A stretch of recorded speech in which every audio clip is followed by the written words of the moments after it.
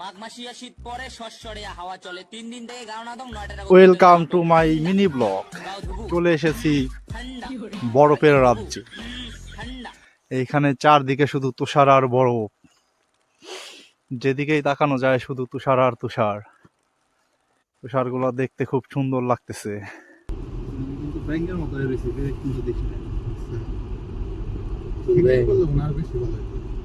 লাইভে গেছি, ভিডিও করলে আরো বেশি ভালো হতো।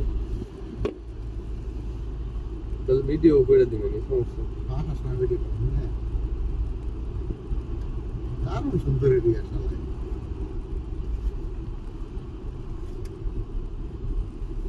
দেখতে জায়গাটা বাইরান জানি কি